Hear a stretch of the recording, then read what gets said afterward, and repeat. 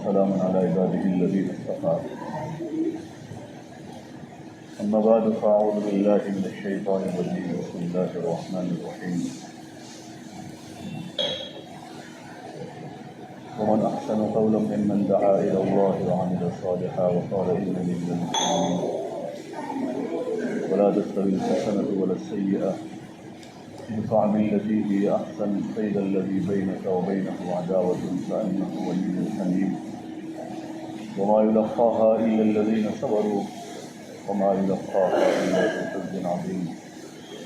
صدق اللہ العظیم. محترم دوست اور بزرگوں، اللہ تعالیٰ نے اس امت کو آخری امت بنایا ہے. حضور علیہ السلام پر نبوت کا دروازہ بند ہو گیا.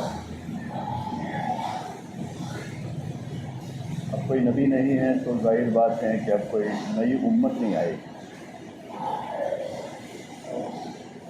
حضور علیہ السلام کی نبوت اب ہمیشہ کے لیے ہے.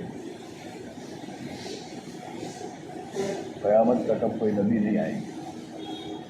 یہ امت کی آخری امت ہے.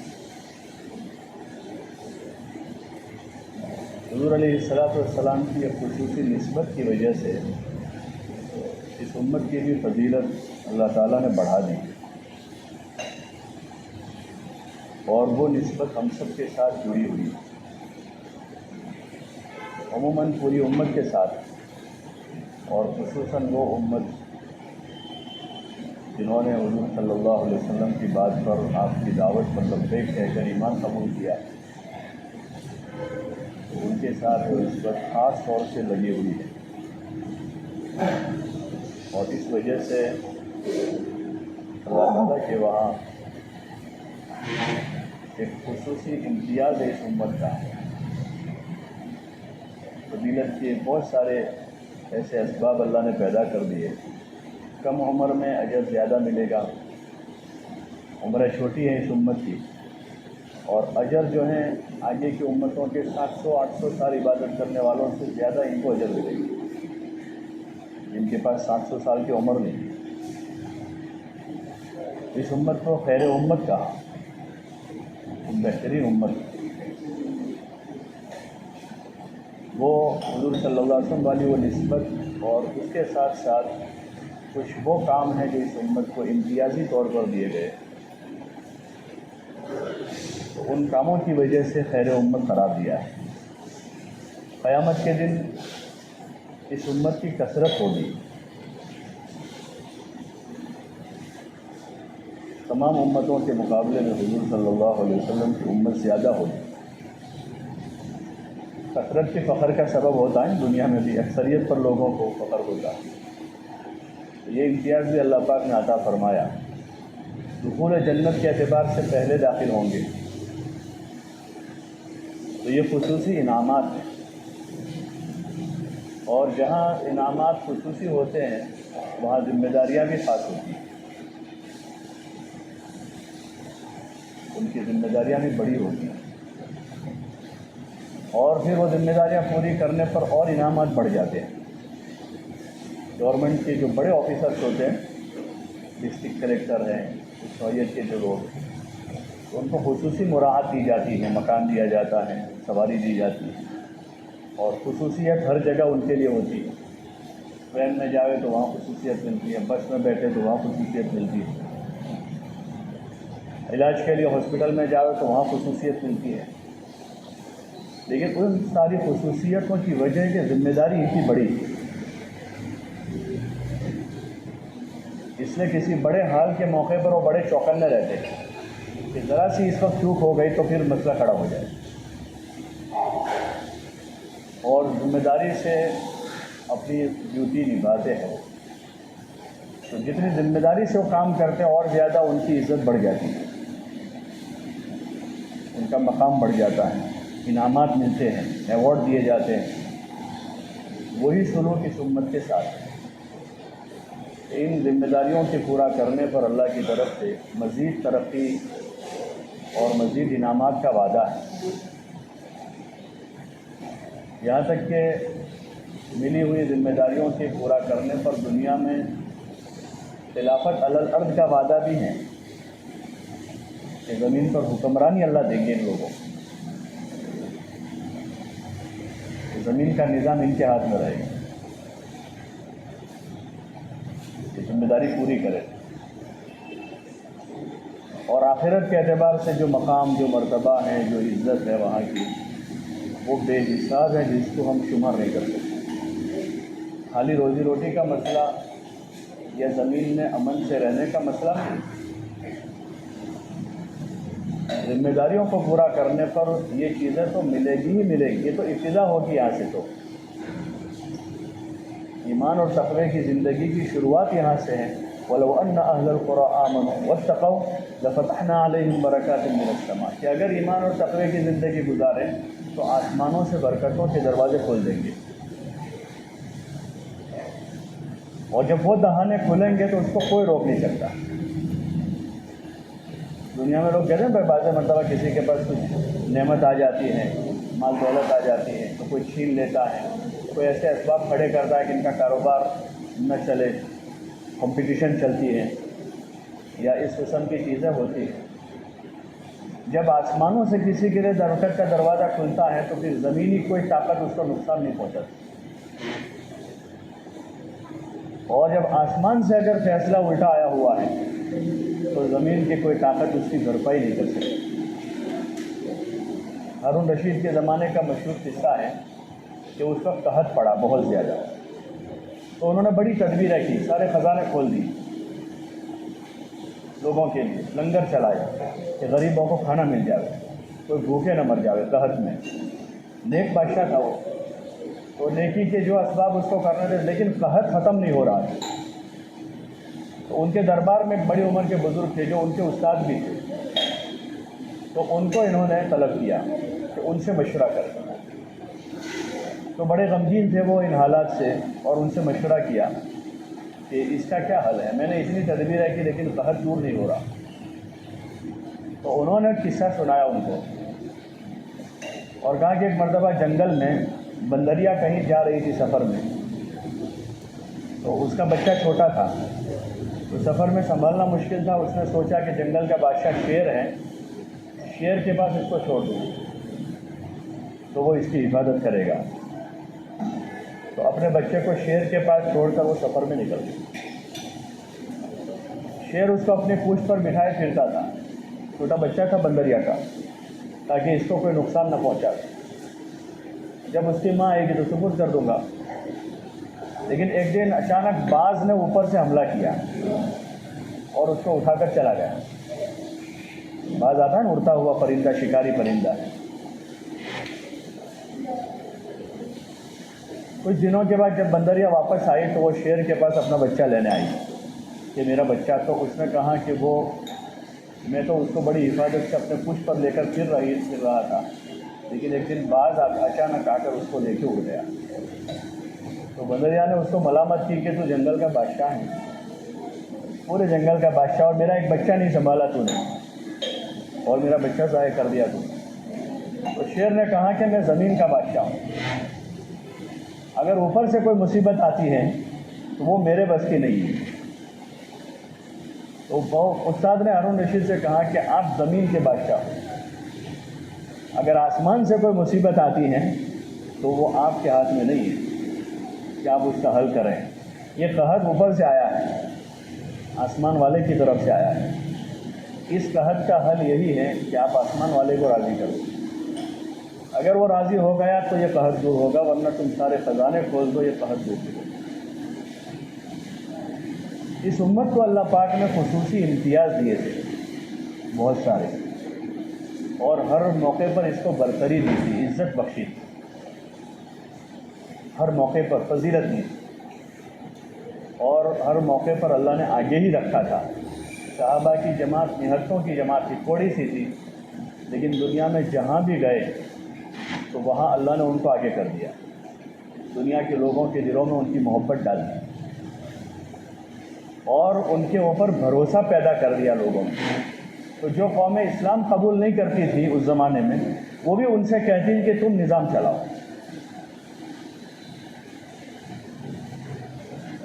اور وہ جائے دنیا میں چھوٹی سی جماعت جو ہے دنیا بھر میں پھیل گئی، اور پوری دنیا پر اللہ نے ان کو غالب کر دیا. اور دھیرے دھیرے انہوں نے، کیونکہ ان کی غرض اور ان کا مقصد مال دولت اور حکومت نہیں تھی.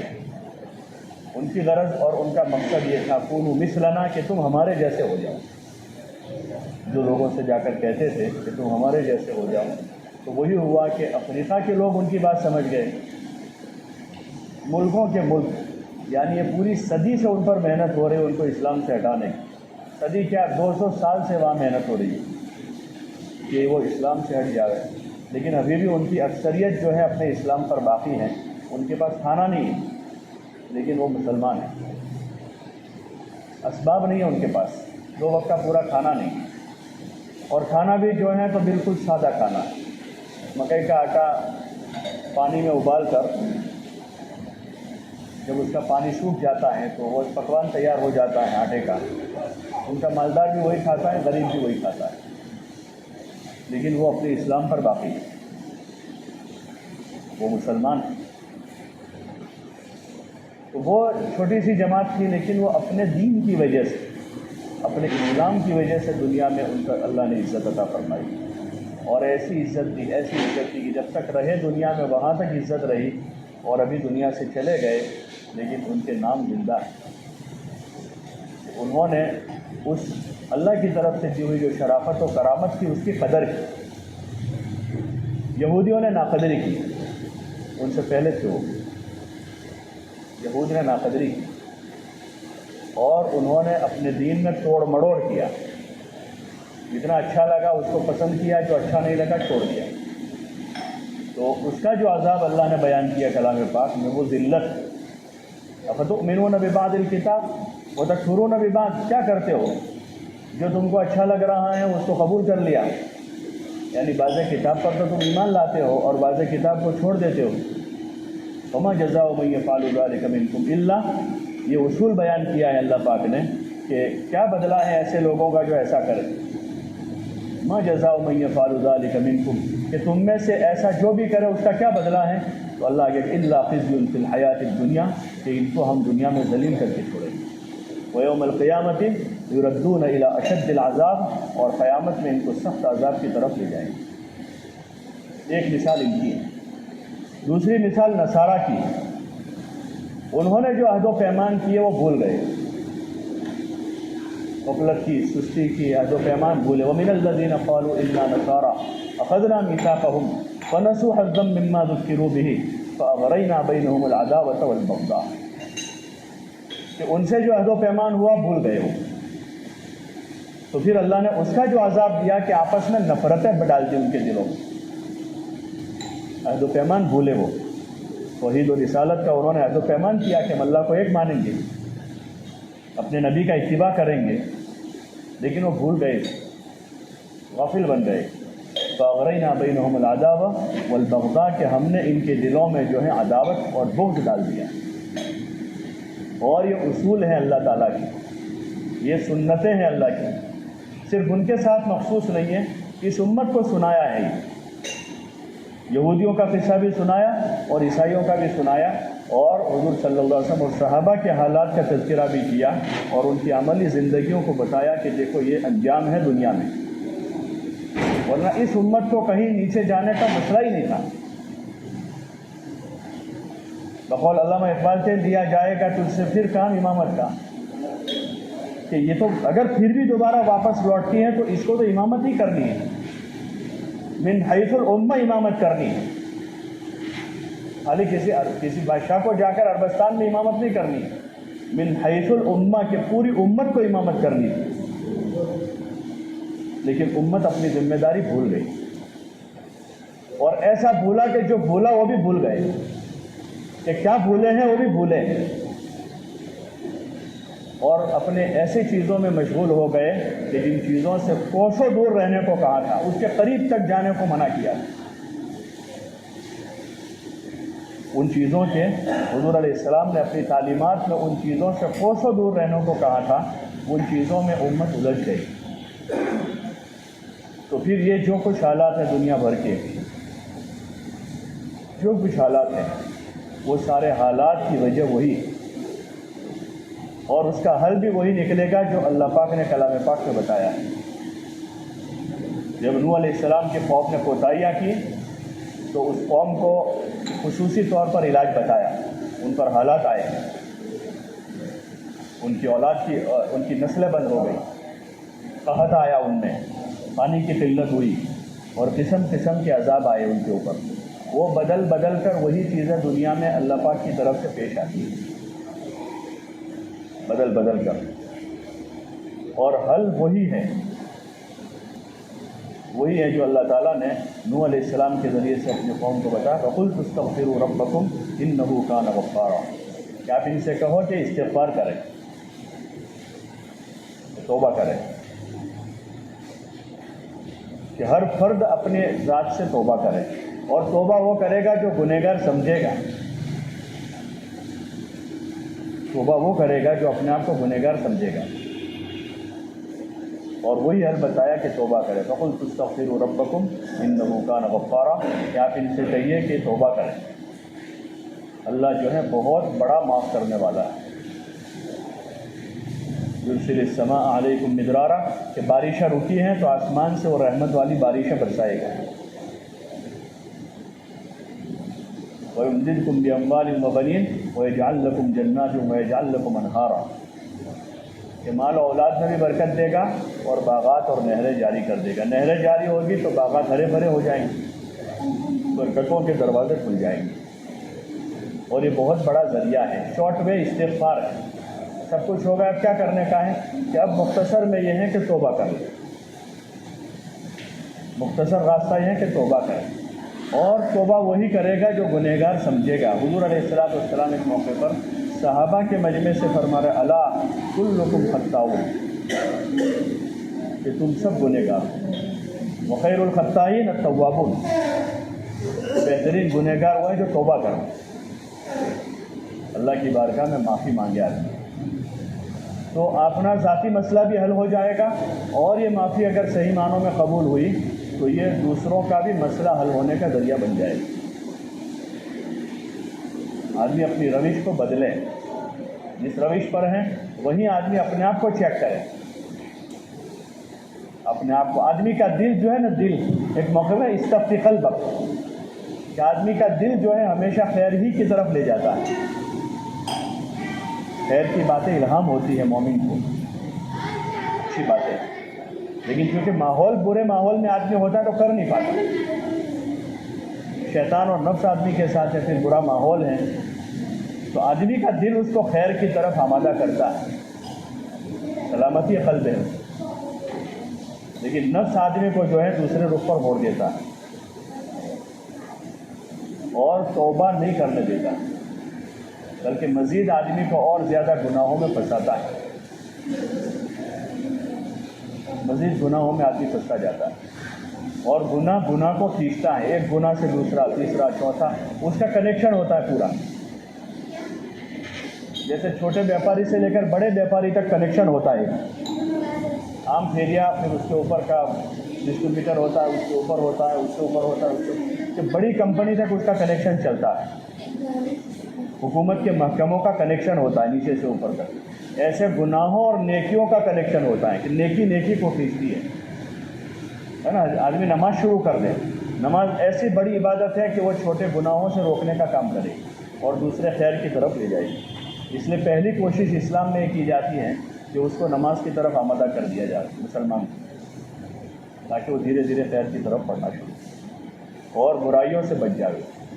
ایسے گناہوں کا کنیکشن ہے، اور آدمی جب تک اپنے آپ کو قصوروار نہیں سمجھے گا توبہ نہیں کرے گا، اور توبہ نہیں کرے گا تو وہ آسمان سے رحمت کے دروازے نہیں کھلیں گے، پوری دنیا ہماری تائید میں آ جائے اور ساری حکومتیں ہماری موافقت میں آ جائیں، وہ سب مل کر ہمارا نفع نہیں کر سکتے، اور اگر اوپر سے تائید کا دروازہ کھل چکا ہے آسمانوں سے تو پوری دنیا کی ساری حکومتیں مل کر مقابلے پر آ جاویں تو سب مل کر ہمارا بال بیکا نہیں کر سکتے۔ یہ تعلیم حضور پاک صلی اللہ علیہ وسلم نے اپنے چچا زاد بھائی حضرت عباس کو، ابن عباس عبداللہ کو اپنے سواری پر پیچھے بٹھایا، چھوٹے بچے تھے وہ، چچا زاد بھائی کے حضرت عباس کے بیٹے عبداللہ، ان کو اپنی سواری پر پیچھے بٹھایا اور یہ تعلیم ان کو دی تھی. مشہور حدیث ہے, بارہا سنتے ہیں. حضور علیہ السلام نے ان سے کہا تھا, اے میرے بیٹے, یا غلام, احفظ اللہ یحفظ کا, کہ تو اللہ کی حفاظت کرنا, خدا تیری حفاظت کرے گا. یعنی اللہ کے دین کی حفاظت کرنا, اللہ تیری حفاظت کرے گا. اگر دین محفوظ ہے, اسلام محفوظ ہے, تو مسلمان محفوظ ہے. اس کا کوئی بال بیکا نہیں کر سکتا. ساری دنیا کی حکومتیں مل کر کسی ایک کا نقصان نہیں کر سکتی. اور اگر اللہ کا دین محفوظ نہیں ہے تو پھر ساری حکومتیں ہماری فیور میں آ جاوے اور ہماری پسند کے نمائندے آ جاوے پارلیمنٹ میں. ہماری پسند کے نمائندے, وہ ہماری پسند کے نمائندے جا کر ہمارا نقصان کریں گے, وہ ہمارا نفع نہیں کر سکیں گے. پوری تاریخ اس کی شاہد ہے. مسلمانوں کو جو نقصان ہوا ہے وہ بہت زیادہ, یعنی اور حکومتوں میں نہیں ہوا جتنا اپنی حکومتوں میں ہوا ہے. پوری تاریخ اس کی شاہد. اور جتنے زوال آئے ہیں, وہ زوال فقر و فاقہ میں نہیں آئے کہ فاقے ہو گئے تھے, کھانا نہیں بچا تھا اور ہتھیار نہیں تھے مسلمانوں کے پاس اور اس میں زوال آیا ہے, بلکہ زوال آیا ہے عروج کے نقشوں میں, عیش و عشرت کے نقشوں میں, مال اور دولت میں زوال آیا ہے. بڑی بڑی فوجوں کے ساتھ ہار گئے ہیں. جب اوپر سے زوال آیا تو بڑی بڑی فوجوں کے ساتھ ہارے ہیں. یہ چنگیز خان اور ہلاکو خان نے جو تباہی مچائی تھی, تو اس وقت یہ تھا کہ مسلمانوں کے پاس کوئی حکومت نہیں تھی اور مسلمانوں کے پاس ہتھیار نہیں تھا. مسلمان بزدل ہو گیا تھا, ہوا نکل گئی تھی. کہاں گیا تھا پہلے سے کہ آپس میں جڑے رہیں, جمع رہیں, تفرق نہ کریں, اللہ کے اوامر پر ثابت قدم رہیں اور آپس میں جڑے رہیں, جمع رہیں, ورنہ ہوا نکل جائے گی. وہی ہوا اس وقت کہ اللہ کے اوامر کو چھوڑا اور آپس میں تفرقہ کیا تو پھر ہوا اکھڑ گئی اور لاکھوں کی تعداد میں تھے. تاریخ میں آتا ہے, تاریخی کتابوں میں, کہ ایسا رعب دشمن کا بیٹھ گیا تھا کہ دشمن کی ایک عورت کسی محلے سے گزرتی اور 10-15 لڑکوں کو دیکھتی مسلمانوں کے, ان کو کہتی خبردار ایک بھی یہاں سے ہلا, میں ابھی آتی ہوں. اور وہ گھر جا کر چھرا لے کر آ کے وہ عورت 15 کو مار دیتی. ایسی بزدلی چھائی ہو. اور اس کی وجہ یہی ہے کہ اللہ کے اوامر سے روگردانی کی اور آپس میں پھٹن پیدا کی, معمولی چیزوں پر نزاع کیے اور لڑائیاں کی, آپس میں جھگڑے کیے, ہوا نکل گئی کہ اندر کی ہوا نکل. اب ہوا نکل گئی ہے تو ایک ٹائر کی ہوا نکل گئی, ایک ٹائر کی ہوا, تو اب یہ 15 ٹن کی گاڑی کھڑی ہو جائے گی. ابھی 1 فٹ ہل نہیں سکتی ہے. پرانا ٹائر ہوا بھرا ہوا ہے, 100 کلومیٹر جائے گی, لیکن نئے ٹائر میں ہوا نکلی ہوئی ہے, یہ گاڑی 1 فٹ آگے نہیں جا سکتی. ہم چاہے کتنے اسباب بسا لیں اور کتنی ہم ظاہری مادی ترقی کر لیں, اور چاہے چاند پر کیا, چاند سے اوپر سورج پر پہنچ جاوے, لیکن اگر اللہ کے اوامر پر ثابت قدم نہیں ہے اور آپس میں اگر ایک فکر نہیں ہے, تو پھر دنیا کی معمولی طاقت بھی جو ہے وہ اس کا ہم مقابلہ نہیں کر سکتے. اس لیے ضرورت اس کی ہے, آپس میں افہام و تفہیم کی ضرورت ہے, سمجھنے سمجھانے کی ضرورت ہے. جو مثبت امور ہیں اس کو مذاکروں میں لانے کی ضرورت ہے, اور بجائے اپنا وقت جو ہے ایران توران میں, لایانی میں, تیری میری میں اور غیبتوں میں اور غیبتیں کرنے میں اور ایران توران میں اور ایک دوسروں کی ٹانگیں کھینچنے میں اور ایک دوسروں کی بدگوئی کرنے سے بچا کر اپنا وقت جو ہے اللہ کی عبادت و اطاعت میں اور اللہ کے سامنے توبہ استغفار میں اور دین کا وہ صحیح علم جو ہمیں صحیح سمت دے, جو ہمیں صحیح رخ دے, وہ صحیح علم ہے. ورنہ وہ علم نہیں ہے جو آدمی کو باوجود علم کے بھی جہالت کی طرف لے جاتا ہو. وہ صحیح علم جو ہمیں صحیح سمت دے دے, پہلے ہمیں آخرت کی منزل بتا دے, جو اصل ہماری منزل ہے. ہماری منزل آخرت ہے, اور وہی علم صحیح ہے جو آدمی کو آخرت کی طرف راغب کرتا ہے. حضرت شیخ نے فضائل کی کتابوں میں اس کا تذکرہ کیا ہے, علم آخرت کیا ہے اور علم دنیا کیا ہے, کہ جو آخرت ہماری سمت ہمیں بتاتا وہ ہمارا علم ہے, کہ جو ہمیں قبر یاد دلاوے اور جو ہمیں میدان محشر کا حساب یاد دلاوے اور جو انجام کے اعتبار سے جنت یا جہنم یاد دلاوے, اللہ کی طرف متوجہ کریں. وہ علم صحیح کی طرف لوٹنے کی ضرورت ہے. جب وہ علم صحیح آئے گا تو خوف خدا اندر آئے گا. آدمی قدم اٹھانے سے پہلے سوچے گا, زبان سے بولنے سے پہلے سوچے گا. حضرت مفتی تقی صاحب کا ایک مضمون میں نے پڑھا, وہ فرما رہے ہیں کہ آدمی بولنے اور لکھنے سے پہلے, قلم چلانے سے پہلے اور زبان چلانے سے پہلے سوچ لے کہ اس کو یہ ایک بڑی عدالت میں ثابت کرنا ہے. اگر آدمی کوئی آدمی کوئی زبان دیتا ہے کسی جگہ پر, اور اگر حکومت کے نمائندے اس کو پوچھ پرچھ کر رہے ہیں کچھ بھی, فوراً آدمی سہم جاتا ہے کہ نہیں بھائی مجھے بولنا نہیں ہے, ورنہ وہاں گواہی کورٹ میں دینی پڑے گی. آدمی سمجھ, باوجود یہ کہ صحیح ہونے کے نہیں بولتا, صحیح بات پتہ ہونے کے بھی نہیں بولتا ہے کہ بھائی ابھی پتہ نہیں کتنے لفڑے شروع ہو جائیں گے اس کے پیچھے. مفتی صاحب فرما رہے ہیں کہ آدمی بولنے سے پہلے اور لکھنے سے پہلے 100 بار سوچ لے, ایک بڑی عدالت میں اس کو ثابت کرنا پڑے گا, اور وہ اللہ کی عدالت ہے کہ آدمی کیا بول رہا ہے, کیا لکھ رہا ہے. اور سننے والا بھی سننے سے پہلے 100 بار سوچ لے کہ میں کیا سن رہا ہوں. اگر یہ غیبت ہے تو جتنا کرنے والا ہے اتنا میں سننے والا اس کے ساتھ شریک ہوں,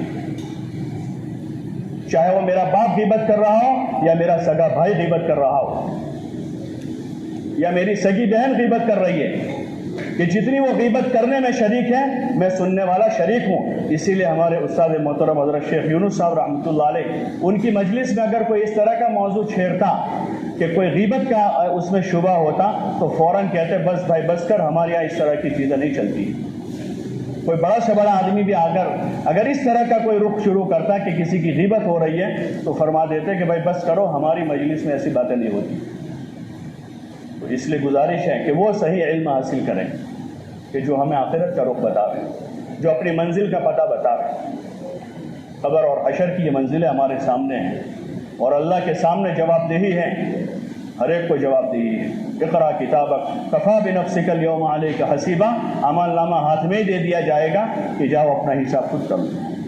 اس لیے عقل مندی, دانش مندی یہی ہے کہ آدمی بجائے ہوٹلوں پر, چوکوں پر, چوراہوں پر, پان کے گلوں پر اور ہوٹل کے بوکڑوں پر یا اپنے گھر کے چوک پر, اس پر یا کسی بھی جگہ آدمی اپنی مجلس قائم کر رہا ہے, 100 بار سوچ لے, 100 بار سوچ لے کہ اس کا مجھے خدا کو جواب دینا ہے. اس کی نہ سونے والی آنکھیں سب کچھ دیکھ رہی ہیں, اور علیم بذات الصدور ہے, دلوں کے بھید جانتا ہے کہ دلوں کے اندر کیا ہے. اس اللہ کے ساتھ میرا بھی معاملہ ہے اور پوری امت کا, ہم سب کا اس اللہ کے ساتھ معاملہ ہے. ہمیں کوشش کرنی چاہیے کہ وہ اللہ ہم سے ناراض نہ ہو, اور ایسا کوئی ہم سے کام نہ ہو کہ جو اس کی ناراضگی کا سبب بن رہا ہو.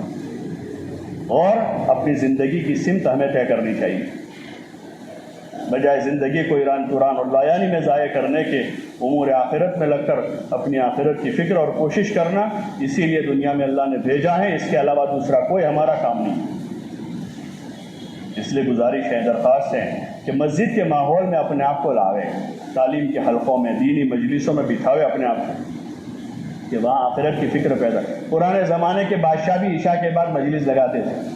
تاریخوں میں آتا, تاریخ کی کتابوں میں آتا ہے کہ مسلمان بادشاہ جو تھے نا, وہ عشاء کے بعد علماء کو بلاتے تھے اور گھنٹوں بھر مجلسیں لگا کر ان سے حدیثیں سنتے تھے, اور ان کو کہتے تھے ایسی حدیثیں ہم کو سناؤ جس سے ہماری آخرت کی یاد تازہ ہو. بادشاہ یہ کام کرتے تھے کہ ہم امور دنیا میں دن بھر لگے رہتے ہیں, تو رات کے اوقات میں وہ لوگ مجلس لگا کر علماء سے آخرت کے امور سنتے تھے تاکہ آخرت کی یاد تازہ اور غفلت دور ہو جائے. اور ہمارے پاس فرصت ہے دن بھر بھی اور رات میں بھی فرصت ہے, تو اس فرصت کو تعلیم کے حلقوں میں, دین کا علم سیکھنے میں, سکھانے میں, ایک دوسروں کو خیر کی نصیحت کرنے میں اور ایک دوسروں کو افہام و تفہیم میں ہمیں اپنا وقت گزارنا چاہیے. اللہ تعالی ہم سب کو عمل کی توفیق عطا فرمائے.